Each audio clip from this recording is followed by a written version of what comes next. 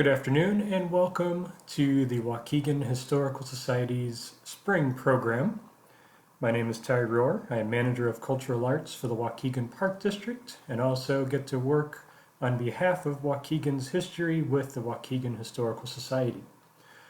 Now this program originally was supposed to be a gathering for us, both friends and members of the Society, but of course we've had to adapt during these times. But I'm still happy to be able to present to you all through Facebook Live, through the Waukegan History Museum's page.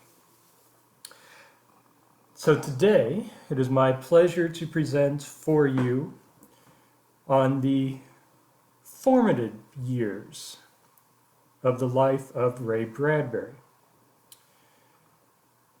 Ray Bradbury was born on August 22nd, 1920, in Waukegan. So that means that, yes, this year is the Ray Bradbury Centennial.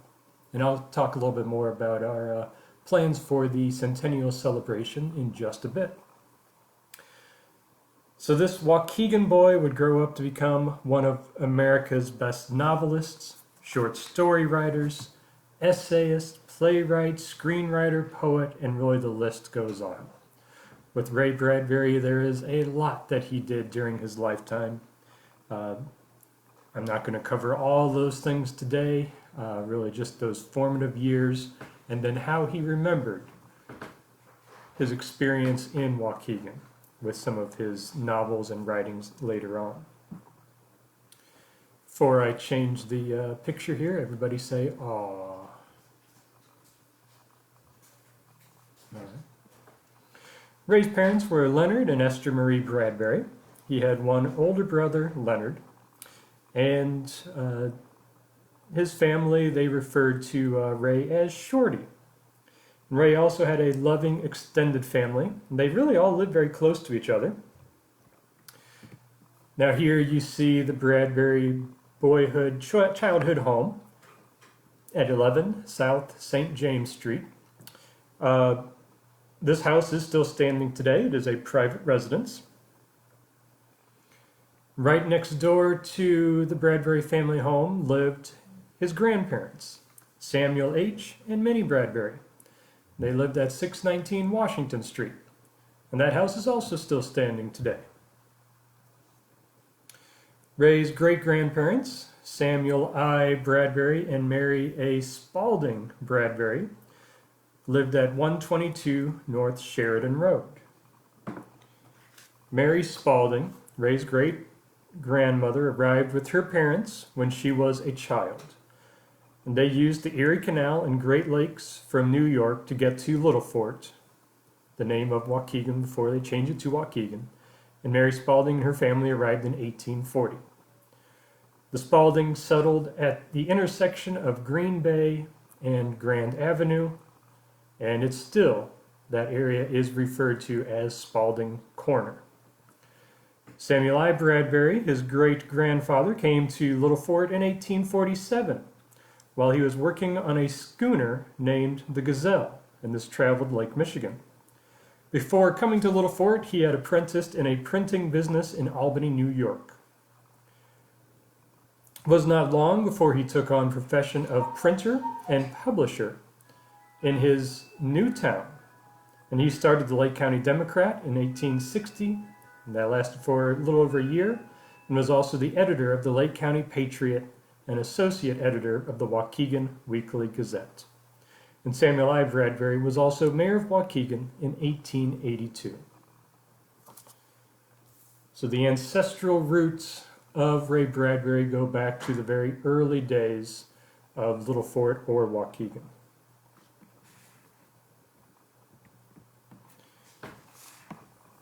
So the 1920s for young Ray Bradbury. Well, they had quite an impact on this child. You see, Waukegan was a thriving city in the 1920s with a population of over 26,000 people. There was a bustling downtown with shops, restaurants, recreation centers, and theaters. It was a diverse community with people from all over the world who had come to Waukegan for the many jobs at the lakefront factories. There were streetcars running up and down the main streets, numerous theaters to watch the latest movies, and of course the ravines cutting through the city of Waukegan. As a child growing up in Waukegan, Ray attended Central School. Now, Ray was never one to really be a big fan of formal education. Wasn't a huge fan of going to Central School, and I'm sure it brought him much delight when it was decided that Central School would be no more and a new building would be constructed at that site. One of his favorite things, a library. Now, speaking of library, here was one of the great influences in Ray Bradbury's life, the Waukegan Carnegie Library. So this was the Waukegan Library until its new location where Central School used to be. And the current library building in downtown Waukegan is still the operating library today. But this was the library of Ray's childhood. In the introduction to Fahrenheit 451, Bradbury said, "From the time I was 9 up through my teens, I spent at least 2 nights a week in the town library in Waukegan, Illinois.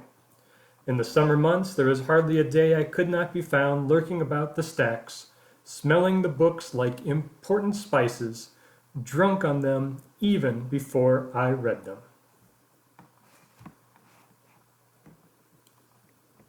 And of course, the movies.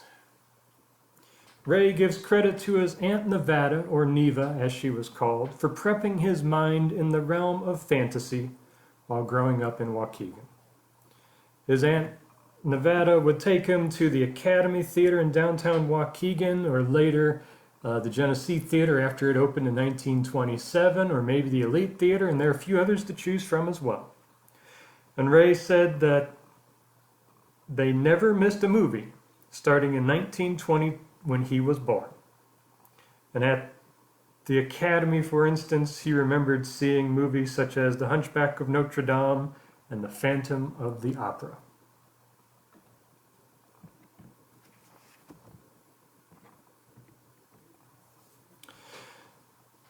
After the start of the Great Depression, the Bradbury family moved back and forth between Tucson, Arizona, and Waukegan, as Ray's father, well, he worked for the Bureau of Power and Light, and wherever they needed him, that's where they went. But it was Labor Day weekend, 1932, when Ray and his family returned back to Waukegan because a beloved uncle had passed away. So they came back for the funeral and burial. Following the burial at Oakwood Cemetery, Ray, very distraught, wandered down from the bluff and found himself down at the lakefront. And what did he find? Well, one of his favorite things that would come into Waukegan when he was a child there, the Carnival. In Ray's words, here is the experience that he had. "I was 12 years old when Mr. Electrico arrived on Labor Day weekend, 1932, sat in his electric chair to be electrocuted, dubbed me with his fiery sword until my hair rose and sparks jumped from my nostrils, and cried, 'Live forever.' Next day, I ran back to the carnival grounds to find out just how to do that. Mr. Electrico introduced me to all the carnival freaks behind the scenes, including Hippo Lady, the Human Skeleton, and the Illustrated Man. We sat on the beach and he listened to my grand ideas about my irresistible future. I wandered out of that carnival, stunned, and stood by the rushing horses of the carousel, listening to the calliope wheezing Beautiful Ohio, and wept. I knew that something amazing had struck me with electric fire and changed me forever. Within 8 weeks, I began to write. I wrote every day after that for the next 65 years. So Waukegan had been prepping Ray's mind in the realm of fantasy by reading books at the Carnegie, playing in the ravines, and going to the movies. Now Bradbury knew what to do with that fantastic mind of his. Right.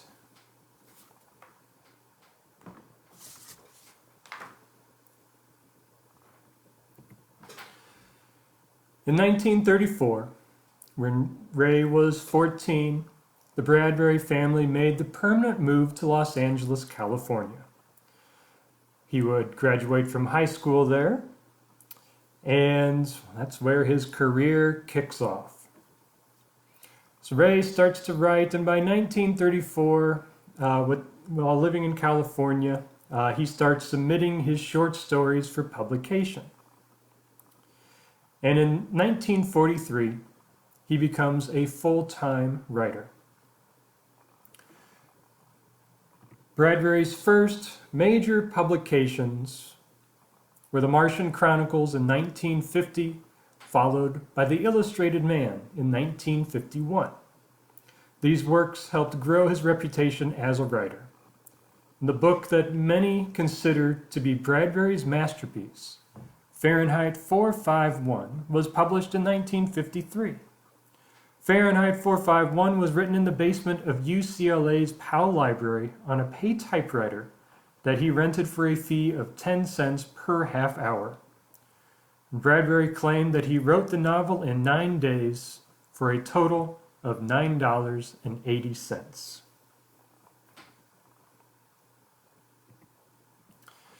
It was 1957 when he completed his masterpiece, Dandelion Wine. And this is different than the others that he had written previously. So even though Bradbury left Waukegan at a young age, Waukegan never really left him. And some of Bradbury's most memorable works come from bits and pieces of his childhood growing up in Waukegan. And today I will feature 3 of his books, the Greentown trilogy books, Dandelion Wine, Farewell Summer, and Something Wicked This Way Comes. These books all have the commonality of taking place in the fictional town of Greentown, which is Bradbury's pseudonym for Waukegan. The book Dandelion Wine is a semi-autobiography of Bradbury that takes place in 1928 Greentown, Illinois. The title refers to a wine that is made from dandelion petals and other ingredients. In the story, the wine is made by the grandfather, and it serves as a metaphor for packing all of the joys of summer into a single ketchup bottle. The main character is Douglas Spaulding. He is a 12-year-old boy, and his experiences are loosely patterned after summer occurrences of Bradbury while growing up in Waukegan. Bradbury's actual middle name is Douglas, and Spaulding was the maiden name of his great-grandmother and the middle name of his father. The book focuses on the day-to-day routines of a small town in America, and it shows the joys of years past. The book contains Bradbury's family, friends, people, and places from Waukegan. There are stories of a pair of brand new tennis shoes, the distant clang of the trolley's bell, a best friend moving away, a human time machine who can transport you back to the time of the Civil War, and a machine able to glimpse the bittersweet future. In the introduction to Dandelion Wine, Bradbury tells how he was able to write the book. Bradbury said, "First, I rummaged my mind for words that could describe my personal nightmares, fears of night and time from my childhood, and shape stories from these. Then I took a long look at the green apple trees and the old house I was born in and the house next door where lived my grandparents, and all the lawns of the summers I grew up in, and I began to try works for all that. What you have here in this book then is a gathering of dandelions from all those years. I was gathering images all of my life, storing them away and forgetting them. Somehow, I had to send myself back with words as catalysts to open the memories out and see what they had to offer. And then I wanted to call back what the ravine was like, especially those nights when walking home late across town.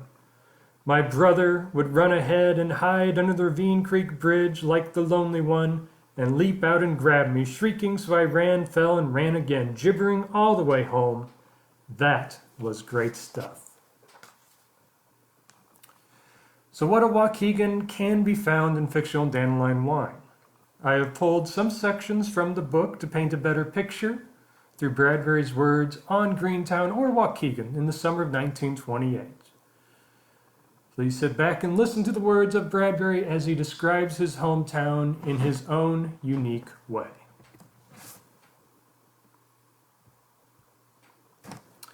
There were a million small towns like this all over the world, each as dark, as lonely, each as removed, as full of shuddering and wonder. The reedy playing of minor key violins was the small town's music, with no lights but many shadows. Oh, the vast swelling loneliness of them, the secret damp ravine of them. Life was a horror lived in them at night, when at all sides sanity, marriage, children, happiness were threatened by an ogre called death. Warm summer twilight here in upper Illinois country, in this little town deep far away from everything, kept to itself by a river and a forest and a meadow and a lake. The sidewalk still scorched, the stores closing, and the streets shadowed. And the trolley, in Bradbury's words in Dandelion Wine, and the trolley was on all the main streets in Waukegan during Bradbury's time, and actually went right past his grandparents' house, so was right past where he lived. From Dandelion Wine, the trolley. And then, far off, around a curve of silver track comes the trolley, balanced on 4 small steel blue wheels, and it is painted the color of tangerines. Epaulets of shimmery brass cover it with pipings of gold, and its chrome bell bings if the ancient motorman taps it with a wrinkled shoe. The numerals on the trolley's front and sides are bright as lemons. Within, its seats pickle with cool green moss. Something like a buggy whip flings up from its roof to brush the spider thread high in the passing trees from which it takes its juice. From every window blows an incense, the all-pervasive blue and secret smell of summer storms and lightning.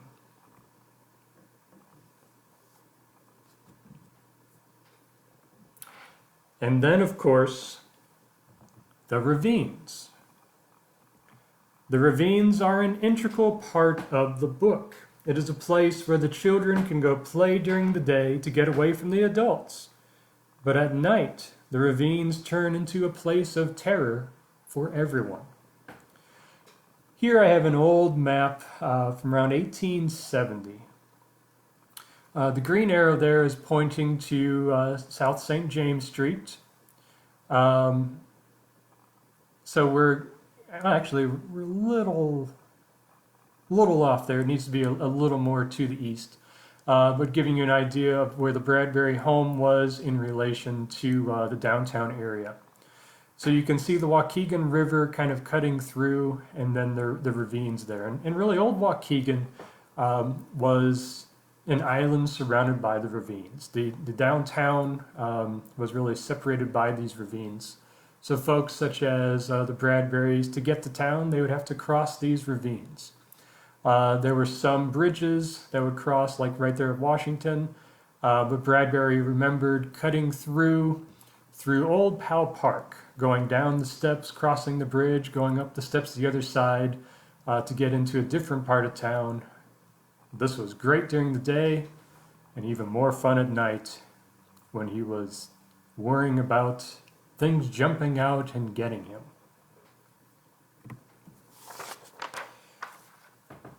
But in Bradbury's words here from Dandelion Wine, a few that describes the ravines.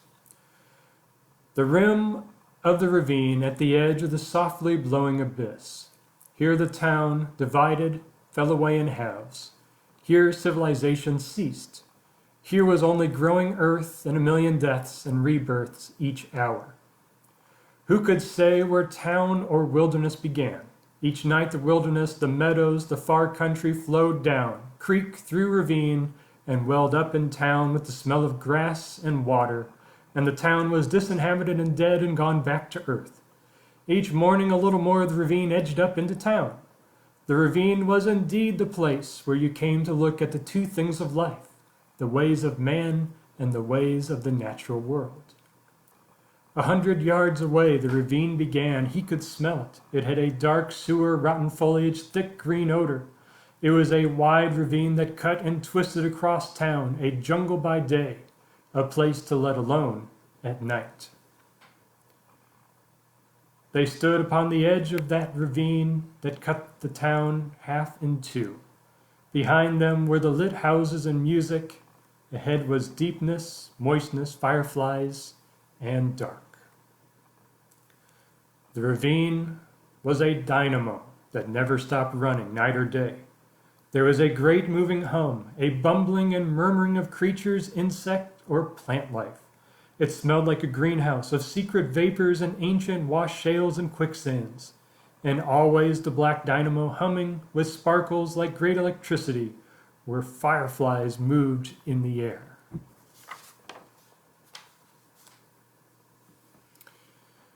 And here we see a picture of old Powell Park. We know that today as Bradbury Park. Now in Dandelion Wine, there is fear in the story about being in the ravine at night, for an evil presence had returned back to Greentown, known as the Lonely One. And the Lonely One would strangle or kill innocent women in the ravines at night if they crossed his path. Bradbury's the Lonely One in Dandelion Wine. And death was the Lonely One, unseen, walking and standing behind trees, waiting in the country to come in once or twice a year to this town, to these streets, to these many places where there was little light, to kill 1, 2, 3 women in the past 3 years. That was death. Now my favorite part of Dandelion Wine takes place right there in Old Powell Park. I'll read my adaptation of it to you. It's the part known as The Whole Town Sleeping, where I'm picking up Lavinia Nebbs and her friends have just gone to the Elite Theater to watch a Charlie Chaplin movie. The movie ends, and now it's time to walk home. Lavinia lives in a different part of town from her friends. When she says goodbye to them, she's very confident that nothing will happen to her, but then as she makes her way to the ravine, well, she's now starting to wonder if she made a mistake, and is the lonely one waiting for her there.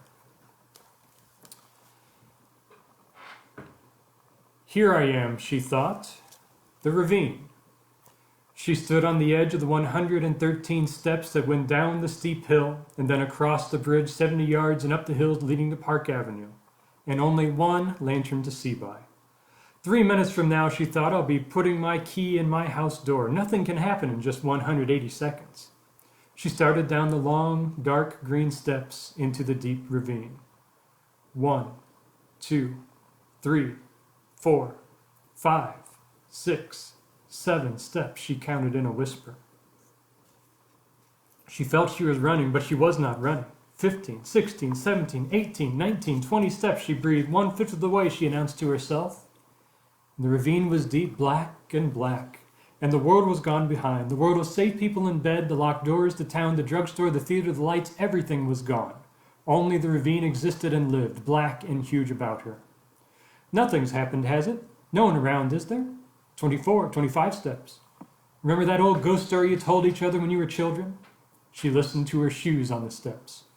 The story about the dark man coming in your house and you upstairs in bed, and now he's at the first step coming up to your room, and now he's at the second step, and now he's at the third step and the fourth step and the fifth. Oh, how I used to laugh and scream at that story. And now the horrid dark man's at the 12th step, and now he's opening the door of your room, and now he's standing by your bed. I've got you. She screamed. It was like nothing she'd ever heard, that scream. She had never screamed that loud in her life. She stopped, she froze, she clung to the wooden banister. Her heart exploded in her. The sound of the terrified beating filled the universe. There, there, she screamed to herself. But at the bottom of the steps, a man, under the light. No, now he's gone. He was waiting there, wasn't he? She listened. Silence. The bridge was empty. Nothing, she thought, holding her heart. Nothing, you fool. That story I told myself, how silly. What shall I do? Her heartbeats faded. Shall I call the officer? Did he hear me scream? She listened. Nothing. I'll go the rest of the way. That silly story. She began again counting the steps. 35, 36, careful, don't fall. Oh, I am a fool. 37 steps, 38, 9, and 40, and 2 makes 42, almost halfway. She froze again. Wait, she told herself. She took a step, and there was an echo. She took another step, another echo. Another step, just a fraction of a moment later. Someone's following me, she whispered to the ravine, to the black crickets and dark green hidden frogs in the black stream. Someone's on the steps behind me. I don't dare turn around. Another step, another echo. Every time I take a step, they take one, a step and an echo. Weakly, she asked of the ravine, Officer Kennedy, is that you? The crickets were still. The crickets were listening. The night was listening to her. Faster, faster, she went down the steps and run. And she heard music in a mad way, in a silly way. She heard the great surge of music that pounded at her, and she realized as she ran in panic and terror, that some part of her mind was dramatizing, borrowing from the turbulent musical score of some private drama. And the music was rushing and pushing her now higher and higher, faster, faster, plummeting, scurrying down and down into the pit of the ravine. Only a little way, she thought, 108, 9, 110 steps, the bottom, now run across the bridge. She told her legs what to do, her arms, her body, her terror. She advised all parts of herself in this white and terrible moment over the roaring creek waters on the hollow, thudding, swaying, almost alive, resilient bridge plank she ran, followed by the wild footsteps behind with the music following too, the music shrieking and babbling. He's following, don't turn, don't look. If you see him, you'll not be able to move, you'll be so frightened, just run. And she ran across the bridge. Oh, please, please let me get up the hill. Now up the path, now between the hills. Oh, it's dark and everything's so far away. If I scream now, it wouldn't help. I can't scream anyway. Here's the top of the path. Here's the street. Oh, please let me be safe. If I get home safe, I'll never go out alone. I was a fool, let me admit it. I was a fool. I didn't know what terror was, but if you let me get home from this, I'll never go without Helen or Francine again. Here's the street. Across the street. And she crossed the street and rushed up the sidewalk. Oh, my porch, my house. Oh, please give me time to get inside and lock the door and I'll be safe. And she heard her clumsy feet on the porch and listened as she felt her hand scribbling and ripping at the lock with the key. She heard her heart. She heard her inner voice screaming. The key fit. Unlock the door, quick. And the door opened. Now inside, slam it. And she slammed the door. Now lock it, bar it, lock it, she gasped wretchedly. Lock it tight. And the door was locked and bolted tight. The music stopped. She listened to her heart again, and the sound of it diminishing into silence. Home. Safe at home. Safe, safe, safe at home. She slumped against the door. She listened. Why, not a sound. Safe. Safe at home. I'll never go out at night again. I'll stay home. I won't go over that ravine again ever. Safe. Safe at home. So good. So good. Safe. Safe inside. And the door locked. And she looked out the window. Why, there's no one there at all. Nobody. There was nobody following me at all. Nobody running after me. She got her breath and almost laughed at herself. It stands to reason. If a man had been following me, he'd have caught me. I'm not a fast runner. There's no one on the porch or in the yard. How silly of me. I wasn't running from anything. That ravine's as safe as any place. But just the same, it's nice to be home. Home's the really good, warm place, the only place to be. She put her hand out to the light switch, and stopped. "What?" she asked. "What was that?" Behind her in the living room, the lonely one cleared his throat.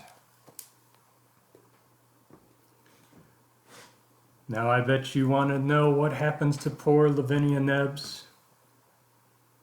Well, you're just going to have to read Dandelion Wine to find out.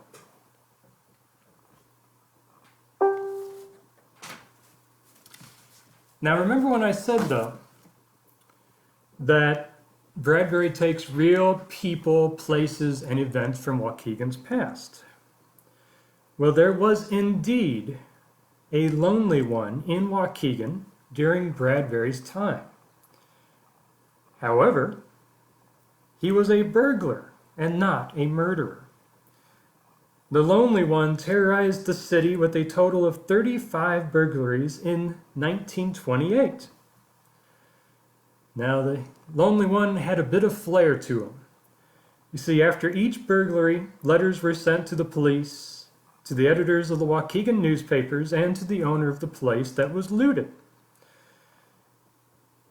Now, basically, the lonely one signed each letter, but to the owner of the place looted, put in what had been stolen, apologizing for breaking in and stealing, but saying that it was his duty to do this so that the police could get better at solving crimes. The letter to the Waukegan newspapers was, of course, to gain some fame, but also, well, to tell everybody in Waukegan that the police needed to get better at solving crimes. Now, the letter to the police department, well, you pretty much know what the lonely one said. Get better at solving crimes. Well, eventually, the police did get better at solving crimes. And they were waiting in a hardware store, in a business that had not yet been hit by the lonely one. And the lonely one broke into the building. The police were waiting. A gunfight did ensue. No one was hurt or killed, and the lonely one was captured. The lonely one turned out to be Orville Wyant. He was a 19-year-old man who was employed down as a coal stoker with the railroad. Now, Orville had not really stolen a whole lot in those 35 burglaries. Really, he was doing it for the sport of it all and, well, to be a good citizen to help the police get better at solving crimes.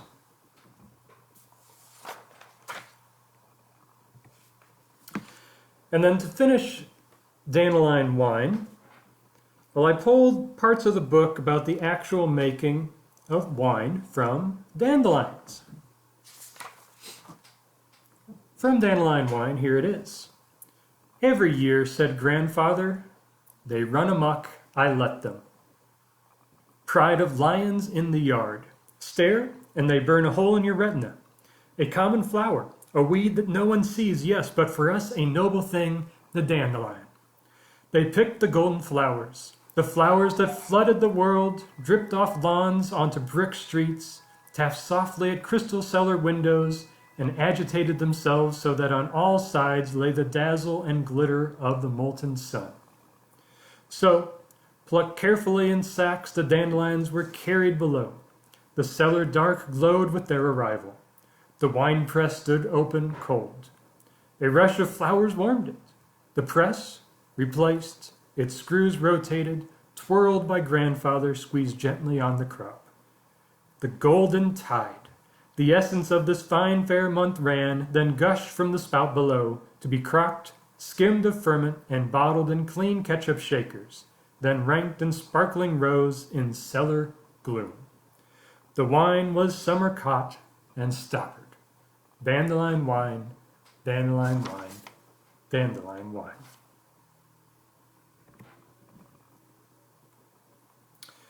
Up next, we have the sequel to Dandelion Wine called Farewell Summer.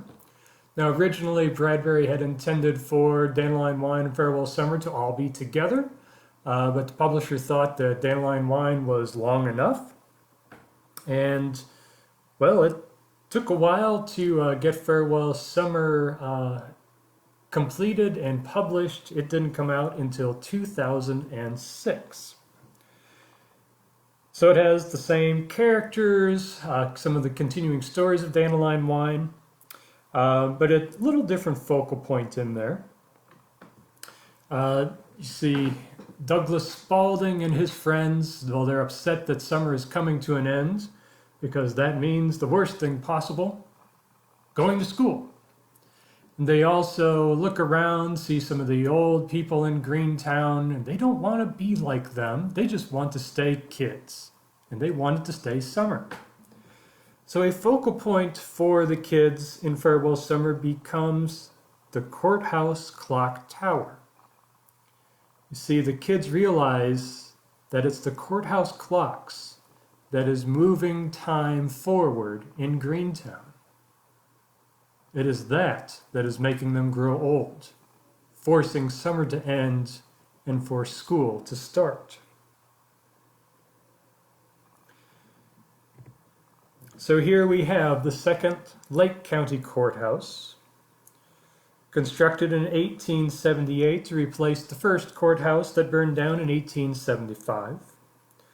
The tower had a clock on each of its four sides and bells to chime to let everyone in town know what time it was. Here are some of Bradbury's words of the courthouse and the clock tower.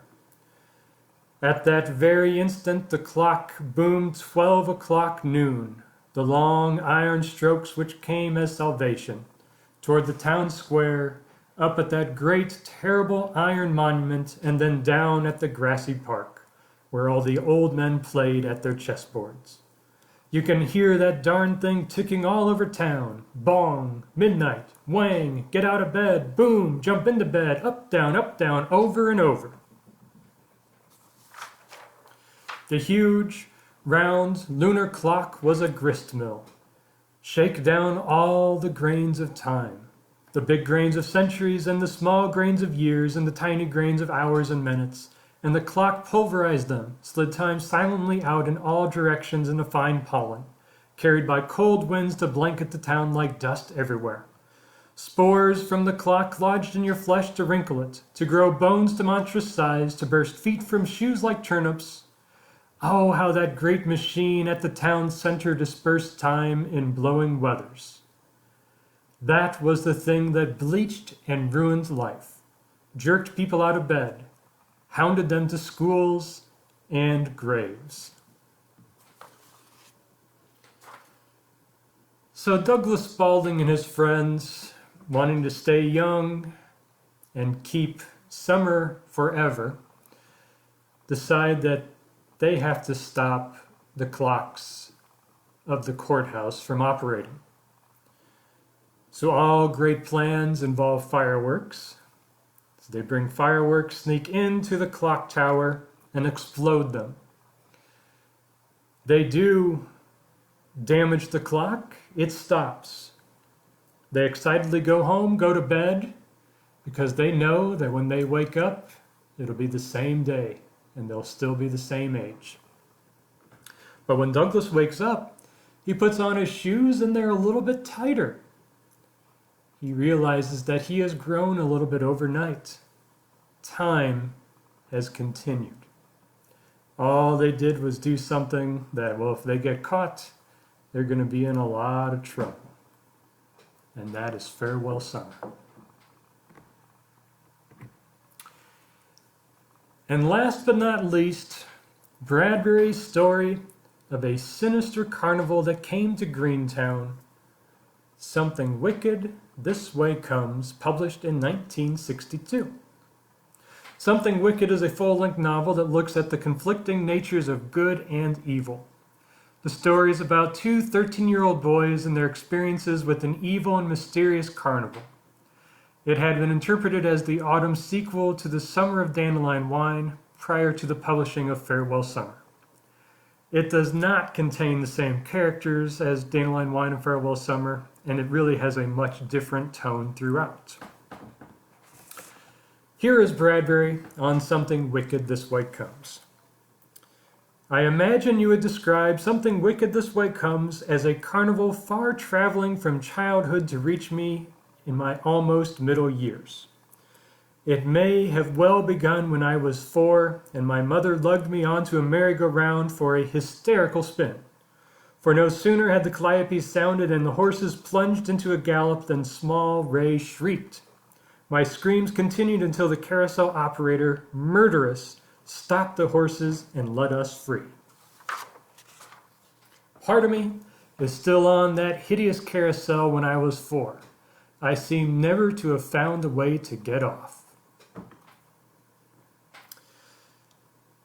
And now the prologue here to Something Wicked.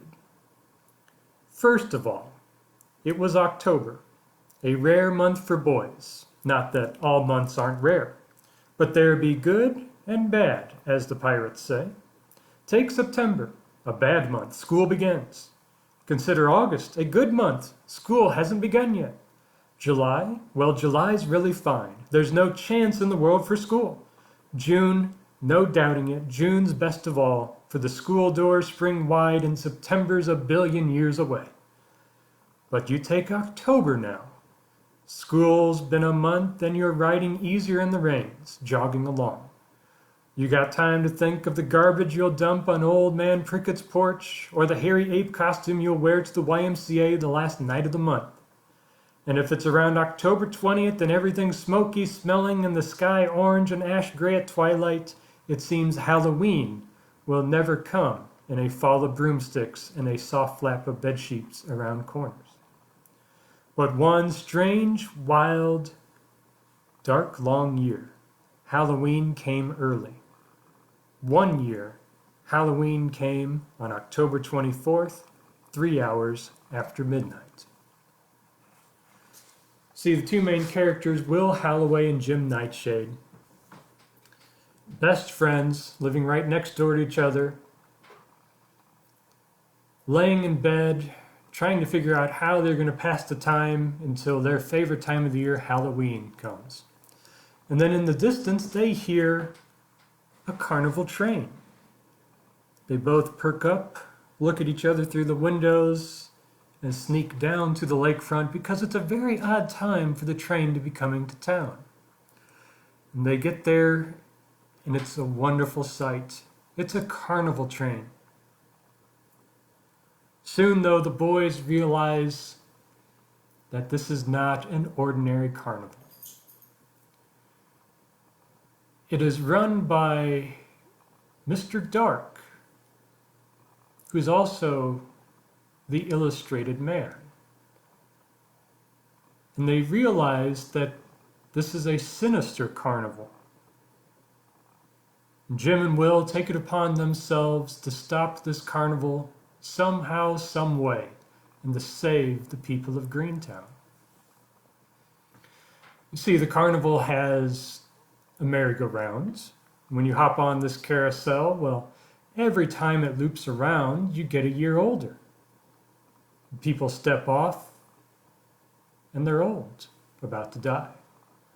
They can reverse the carousel, and yes, they get old. They get younger each time it goes around in reverse, but people ride too long, and then they step off, and they are children unsure of what to do. There's a house of mirrors where people go and they can get lost forever. So Jim and Will, they have to stop Mr. Dark and this carnival. Now, the carnival, as I already talked about, was one of Bradbury's most favorite things to experience while in Waukegan growing up. The carnival would come into town on the train, and often they would have a parade to advertise to everyone that they were there, and that's how they're going to be spending their time and money for the next few days. Here's a favorite picture from the Waukegan Historical Society archives. Carnival elephants lined up in front of the Waukegan Carnegie. Here we see camels being marched up Genesee Street. And a picture looking down on Genesee Street, looking south. There in the tall building, you can see the Waukegan building is completed, but still under construction is the Karcher Hotel. This is a mid to late 1920s picture, so maybe there is a young Ray Bradbury standing there watching this carnival parade somewhere. Now, Mr. Dark, of course, does not want Jim and Will to be successful in ending his reign of terror with his carnival. And he tries to find and capture the boys. And Mr. Dark decides to have his own carnival parade in Greentown. He knows that everybody will come out to see that, and that's where he will spot and grab the two boys. The boys are indeed watching this carnival go by, but they were wary. They were worried that Mr. Dark had done this on purpose to catch them, so they were hiding under the street, under a grate in the street, right outside of the United Cigar Store. So if you are walking downtown Waukegan sometime in the future, the United Cigar Store used to be on the northeast corner of Washington Street and Genesee Street.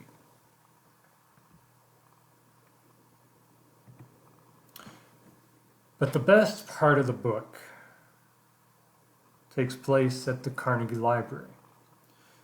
So if you haven't figured it out, the origin of Ray, the Labor Day weekend experience in 1932, the Carnegie Library, well, these are the main features of Something Wicked This Way Comes.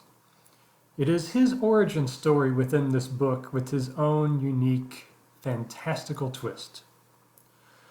But the two boys, they run inside of the library, hiding from Mr. Dark. But they hear the door creak open and his footsteps. Mr. Dark knows that he is there, or that the two boys are there. He taunts them for a while, eventually finds them hiding in the stacks, drags the two boys back to the carnival, and you're going to have to read Something Wicked to find out what's happened.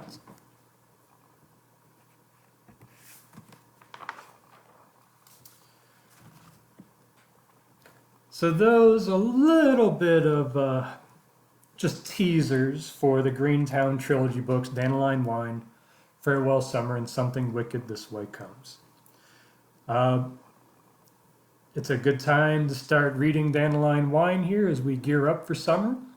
As we get to the end of summer, you can pull out Farewell Summer, and then come late October, that's a great time to start reading Something Wicked This Way Comes.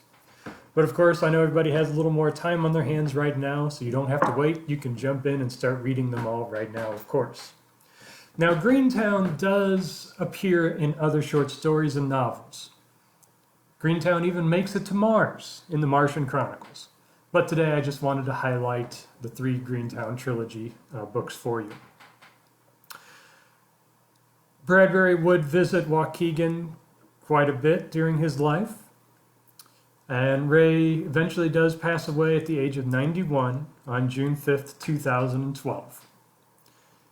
In his amazing life, he wrote 27 novels, 600 short stories, had 65 episodes of the Ray Bradbury Theater, won an Emmy for the teleplay The Halloween Tree, and has been honored by NASA numerous times.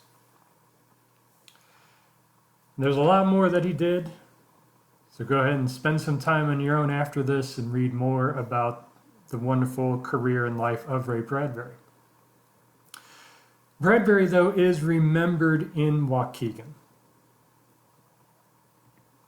We have the Waukegan Walk of Stars, where he is featured there. That's on Sheridan Road, corner of Sheridan and Grand Avenue. His old stomping grounds, Old Powell Park, well, in 1990, it was rededicated and renamed as Ray Bradbury Park. Here he is. He was back for that dedication. Just last year, on March 16th, 2019, Ray Bradbury Park, through the United for Libraries, became a designated literary landmark.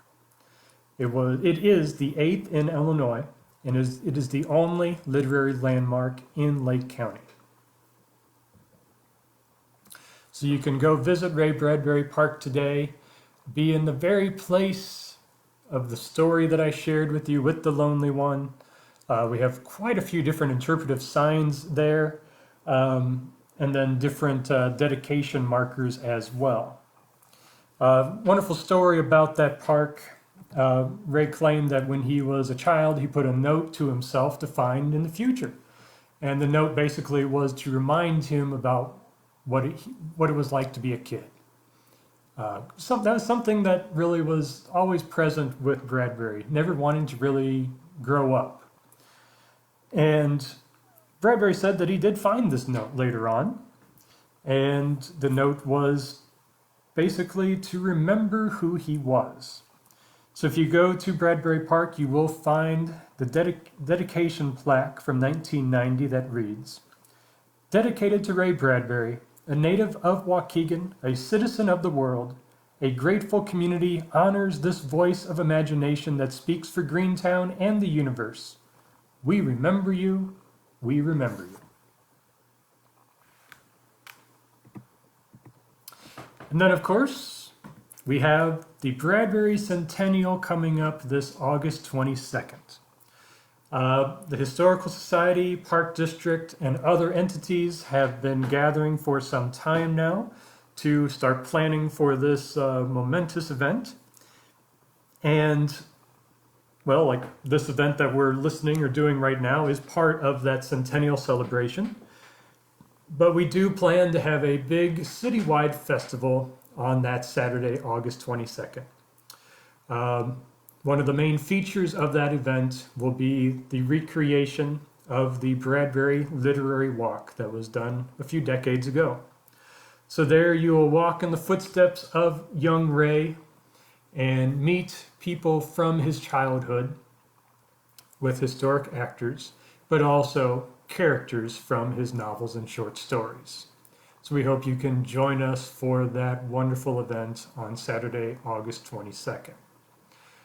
On the 21st, we will be doing a drive-in movie theater experience. This is a Park District event.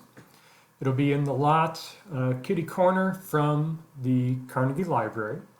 And we will be showing the movie Something Wicked This Way Comes. So we have a lot of Bradbury going on for that celebratory weekend. A few of the partners that we've been working with the Centennial include the Center for Ray Bradbury Studies. The center was created in 2007 under the leadership of Dr. Jonathan Eller.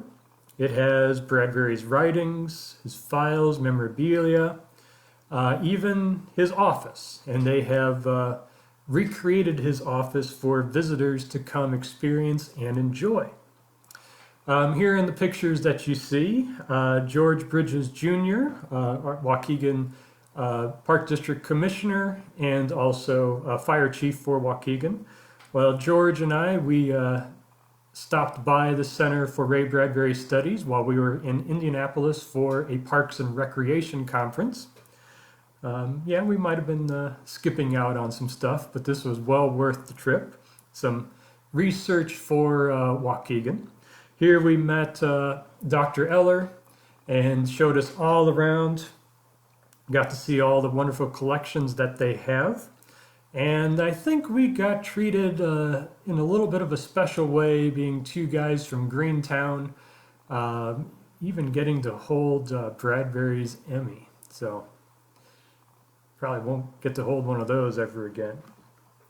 So if you're able to stop by and you're a Bradbury fan, stop there at the Indiana University School of Liberal Arts at Indianapolis University, Purdue University, Indianapolis, Indiana. I don't know. Ooey Pooey, IUPUI.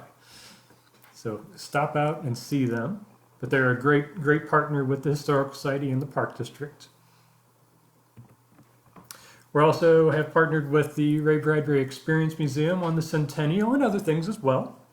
The Ray Bradbury Experience Museum is working towards the future to create an experiential museum in Waukegan dedicated to Bradbury. And their goal is to have a part of their museum up and running by the Centennial celebration on August 22nd. You can go to their website to see some of their renderings of what they're wanting to do, even a virtual reality tour of what the space will be. It's very cool. Then a few of us had gathered quite a few years ago to see if we could erect a statue to honor Bradbury. Waukegan had already put a statue up for another favorite son, Jack Benny, and it was felt that Ray Bradbury needed to be honored the same way as well. So quite a few years as we were raising money, all we had to show for it was this little plastic maquette, this little statue of the statue that was to be created. But getting close to Bradbury's 99th birthday, we realized we had the money and it was time. And artist Zachary Oxman completed the sculpture. And here it was delivered to Waukegan. So getting it ready for the unveiling ceremony, unpacking it from the crates there, using a crane to put it in place, and then a wonderful event on Bradbury's 99th birthday where we unveiled his statue, Fantastic Traveler. Here I am at the conclusion of that event. We had our Waukegan Symphony play at this, and we featured Dr. Jonathan Eller of the Center for Bradbury Studies narrating Bradbury's life and stories throughout the concert. And I just took a quick trip over to the Waukegan Public Library, where it stands prominently today. And I took this picture this morning to get a nice update for everybody that Ray is doing well. He holds in his hand Fahrenheit 451 aboard a rocket ship, ready to go spread his joy of reading and writing to the universe. So next time you're in Waukegan, come downtown to see this wonderful statue outside of the Waukegan Public Library.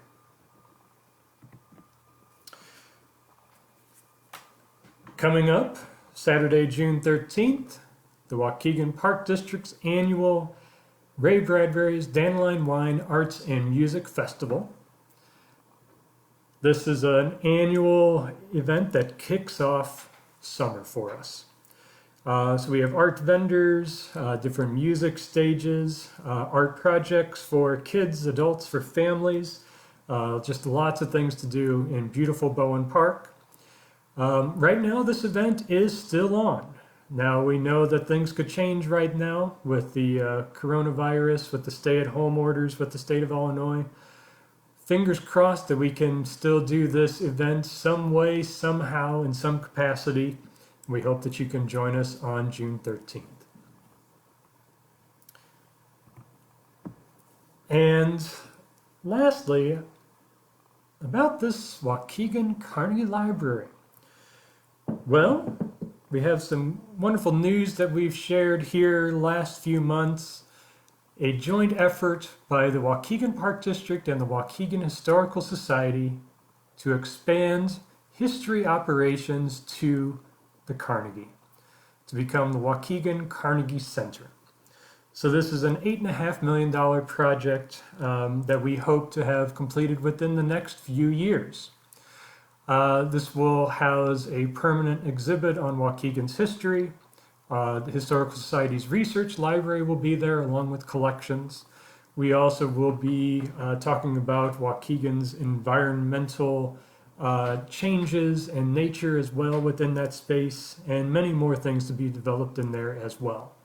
And of course, we will be telling the Waukegan Ray Bradbury story within his beloved library too. If you're interested in finding out more about this project, please visit the Waukegan Historical Society website, waukeganhistoricalsociety.org. There you can find lots more information on this endeavor. And if you are interested, of course, we are accepting donations for this project as well. And if you are not yet a member of the Waukegan Historical Society, well, you can do that at the website as well. The society is nothing without its membership, so we are happy and always eager to add more members to this over 50-year historical institution. So as you can see, there is a lot of Ray Bradbury happenings around Waukegan. There's actually even more. That's just a few of them. There is a lot happening around the world for Bradbury, in fact, especially for the centennial celebration. So everyone is doing their part to ensure that Ray Bradbury lives forever. And I'd like to end with Ray's quote that he provided for the Historical Society's publication, Waukegan, A History, which was written by Waukegan historian Ed Link and published in 2009. Ray said, "I was born in Waukegan in 1920 and had my second birth at the Carnegie Library in Waukegan. I came to full bloom there, and when I was 12, after reading most of the books in that fantastic library, I became Ray Bradbury. What more could I ask? What a wonderful town to be born in, what a library to grow in, what a town to come back to, a town that I know and love with all my heart." So everyone, thank you for joining me today as we explored the formative years of Ray Bradbury growing up in Waukegan and some of the ways that he remembered his childhood home in his writings, and then of course how we are honoring him to this day. I recommend you pull out those Bradbury books, read them again, or read them for the first time. You will enjoy his many, many stories and that wonderful, fantastic mind of his. So this is Ty Rohrer, Manager of Cultural Arts of the Waukegan Park District, presenting on behalf of the Waukegan Historical Society. Thank you again for joining. Hope all is well with everyone out there. Have a great rest of your weekend. Bye-bye.